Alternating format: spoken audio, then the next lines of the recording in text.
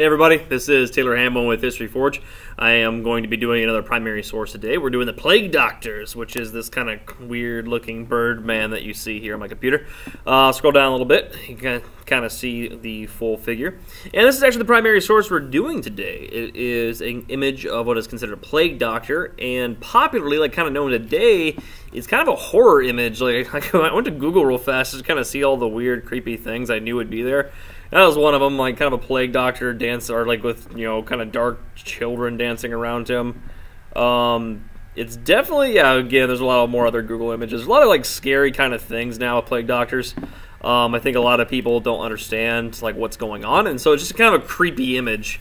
There's actually a reason why, though, other than it just kind of being weird looking, that it's associated with like death. If I go back to that other picture, let me see if I can find it. There it is. Yeah, this one, you know, it's kind of like these children dancing around this kind of very deathly looking figure. It's because this is actually a doctor. This is a real medical professional. And the reason why he's wearing that kind of comb birdie nose is because he actually stuffed it with like tissues and cloth that were incensed, so like perfume and things. And that way they didn't like have to smell all the death and disease. Another reason was because a lot of people believed that disease was actually carried through the nose, like through smell. Like they would smell that, like, you know, the rotting dead bodies, or if you ever smell like a sick person, you can kind of notice they're sick. Well, they, you know, colonial Americans believed that people could get diseases through the nose, and so they actually just filled their nose with just basically perfume tissues. It's also why this person's holding this kind of smoking stick. They thought that the smoke would actually clear the air and destroy the disease. And so these are all reasons. They're also very much covered, and so this person's covering themselves actually is the part that actually would keep them safe, because we know now that disease isn't really carried through smell. Mostly disease is carried through contact, physical contact. And so that would actually protect them. But we're going to use this today as our source. I'm going to show you our skill today. We'll go over here. So this is the skill. We're doing primary source analysis, inferring, and close reading. And this is a skill that we use quite a bit, actually. It's mostly just looking at something and trying to create knowledge just based off our inferences, based off what we see. And we try to use critical thinking to come up with ideas about that source. So, for example, we're going to do the second skill with inferring and close reading. It's called listed important details about the source and describe why they were important. Pretty simple. All we need to do is look at the source, make observations of it, and then explain why those observations could be important. That's it. So this is actually the source. Oops, not that one. Where'd it go? There it is. This is the actual source. I'm going to give you a little more background information, though. First, we're going to go over here. And you should be able to see this. Yeah, it says Medicine Colonial Era. This is the information I'm going to give to you in order to just give you a little background. I'm going to read it out loud, and you guys can just read along with me if you want. But this will give you a little more context in why this person wears what they do, and just how important disease was in colonial America and how much of an impact it had. So I'll go ahead and read this right now. In colonial Philadelphia, physicians and other medical practitioners contended with difficult disease environment. The best medical efforts of the day were often inadequate or even harmful in the face of chronic illness and epidemic disease. The health of the colonial population varied by race and region. In Pennsylvania and New Jersey, as in the rest of the colonies, Native Americans were struck by epidemic diseases introduced from the Old World, incoming smallpox and measles. Now, I'm going to pause right there just to show you that line. A lot of people make the incorrect assumption that Native Americans were intentionally destroyed by disease. There are records showing that Americans did give, like the very common one is like giving disease to Native Americans, and the common story is, oops, don't want to see that. Go away, Lily. Okay, the common story is Americans getting smallpox blankets to Native Americans. That happened, but it was one instance. And so when we talk about the diseases that Native Americans got, for the most part, it was by accident. The Europeans really had no way of knowing that their diseases would affect the Native Americans as much as they did. But it's important to remember that 90% of Native Americans estimated were most likely wiped out just because of disease. And a lot of times the disease actually traveled faster than the colonials, even the invaders. So a lot of times invaders and Europeans would come to abandoned villages. They thought, oh look, this place is abandoned, we should take over. That village actually was hit by diseases decades ago, and they didn't know that. So Native Americans were mostly wiped out by diseases. We do know that. Continuing on here. African and African Americans also suffered, facing overwork, malnutrition, and new disease environment. European migrants brought European diseases with them, but they also encountered diseases imported from Africa, including yellow fever and a deadly form of malaria. Beyond these patterns and other variables also affected colonial health. Cities were less healthy than rural regions, as local and international trade networks facilitated the spread of disease, as crowding and improper disposal of waste led to sickness. So again, I'll highlight, you have to imagine that when disease is taking over and there's so many people packed into all these cities, then yeah, disease is going to take over real fast. Like, it's going to spread to persons really easy. Also, people didn't really have waste collection. They would just throw their waste and their defecation, their urine, everything out the window. And that was it. And that mixed in with all the horse manure that was in towns. Cities were pretty disgusting and they smelled really bad. So we can understand why a plague doctor thought oh, smell is the reason why. Because there was just a lot of bad smells back then, and when you smelled something bad, disease tended to follow. So going back to the source, I'll just read this last bit of this paragraph. European immigrants often suffered from higher death rates than native-born colonists. Disease environments also changed over time. In general, the 17th century was healthier than the 18th. As the population grew and trade expanded, diseases spread more easily. And that's important to remember. A lot of people don't realize that disease actually shaped America and the world a lot more than, say, war did. Disease is the reason why many more millions and probably even billions of people died compared to war. And it affected everything. It destroyed lives. It made a certain type of group of people more dominant. Native Americans probably would have had a different history if it wasn't for disease. There's no doubt in my mind that there wouldn't have been a lot more challenges for European colonists and invaders if the Native Americans weren't suffering from disease. So that's that. I'm going to go ahead and go to the primary source now. Remember, we're going to make observations of this source. I'm actually going to change, though. The source is right here now. We have some background information we can use. So, I'm just modeling. I'm showing you how you should do this, by me doing it. This is our primary source right here, and we're just going to go ahead and read the directions. So first we're going to examine the image and answer the questions that follow. We're not really answering questions right now. We're just doing our skill right here. So again, we're just doing this important stuff. If you haven't written the box yet, these are the things I'm really going to focus on. And so we'll just go ahead and jump into it. The background. The following painting was made in 1910. So right off the bat, I found something good. So the painting was made in 1910. You always want to have those dates. That's always important. It depicts the type of clothing worn by doctors when treating patients who had the plague in the 17th century. Again, important stuff for us to know. We're going to say something about the context. Again, we're talking about the time period now. So the painting is of a doctor from the 17th century, which is the 1600s, for those who don't know their centuries.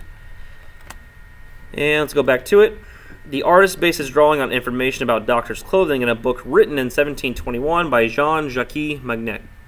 So, the creator was an artist who based his painting on a description of doctors from I think it was a Jean-Marquis Magnet. Is that right? Not Magnet, Magnet. I don't know. I'm sure if somebody wants to correct me on how to pronounce a French name, feel free, because I don't know how.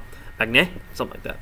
Anyway, despite the French name, me not knowing it. We can add 1721, too, from Jean Magnet in his book from 1721. So these are all things that we can use. Jean Magnet described these doctors. The artist painted them. I don't know if they give the artist his name. Oh, they don't. The title of the picture is called A Physician Wearing a 17th Century Plague Prevention Costume, so I can write that down. Unique details, I can call that maybe the title. So, there's a title here, and then the painting was made in 1910. We already have that. And we're going to ignore the questions. We're just looking at the painting itself. So this is the painting. And I noticed something too that this one has that the other one doesn't. This one actually shows you the original book it comes in. You can see these lines right here. That's the actual image. And if you scroll down, I'll try to zoom in. I'm not sure how well the video capture will show it. But you can kind of see this little information right here. And again, this is just kind of stuff that we can use. It says costume worn by doctors during an outbreak of plague, 17th century. And so, honestly, I think that's good information. Now, you should include that into our unique details. The picture has an original title called, I already forgot the name. Where'd it go? Where'd it go? There it is. Costume worn by doctors during an outbreak of plague. So, costume worn by doctors. Oops, already started messing up. Costume worn by doctors during the plague, 17th century. I'm sure I kind of messed that up a little bit, but you know what I mean. I'm trying to get a new one. And so we could say the original document and the painting have two different names. Again, that's useful information for us to know. So these are my observations so far. We can make more observations of the little guy, and we can kind of go back to the big one. We can just say, we can just notice, peculiar things. These are just basic observations I would make. So going back, we could say the unique details. There, the doctor is holding a smoking stick, wearing a large cone over his nose, and is completely covered in what seems to be rubbery clothing. And I get rubbery just because if you look at it, I don't know, it kind of looks like shinier. It could be cloth. I really don't know. They got these kind of glasses things too on. The doctor also seems to have some kind of protective goggle. I think that's a fair assumption. I can't talk.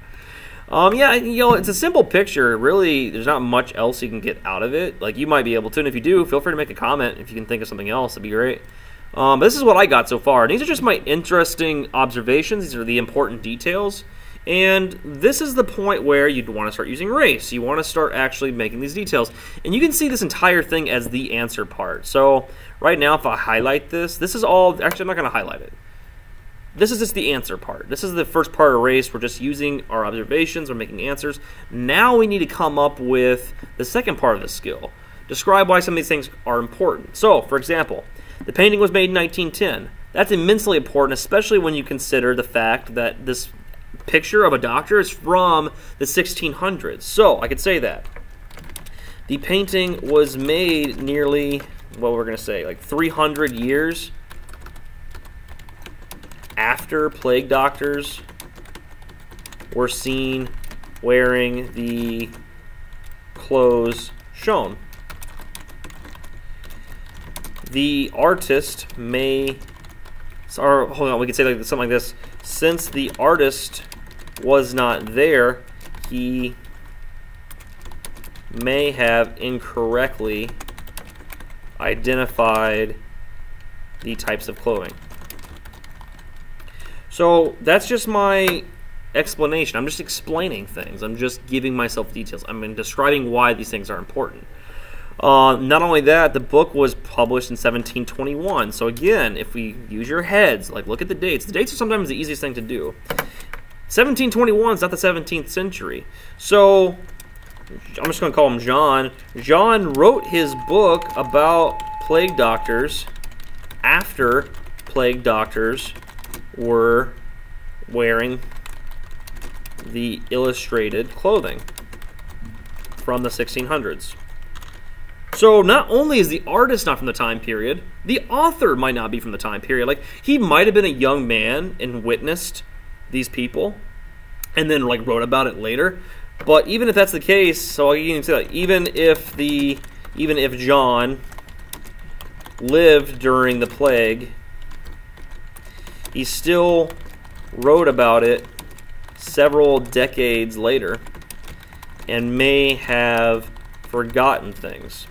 You see, this is what research looks like. It's just using your head a little bit. It's looking at the dates and be like, huh, that doesn't actually make a lot of sense.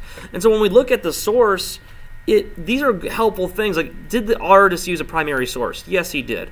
But the fact is, the primary source was by a person who might not have even been there. We're not sure. The only way to find out is if we actually Googled it and found the original source.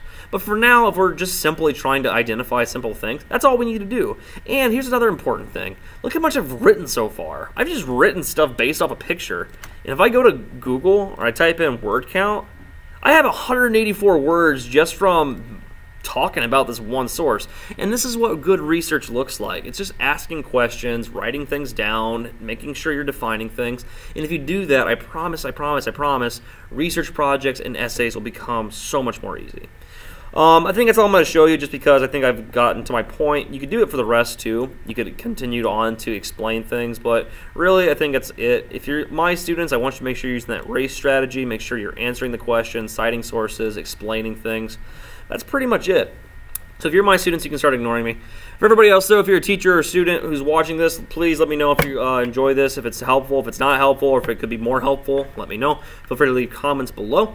I do give all the resources in the video description, so like the links to all of the primary sources where I got my background information, all that stuff is down in the video description. And yeah, we'll keep posting about once a week, twice a week, and we'll just keep on rolling. Feel free to check out social media stuff, and yeah, let me know if you need any help with anything. Hope you guys have a great rest of the week, and take care. Bye.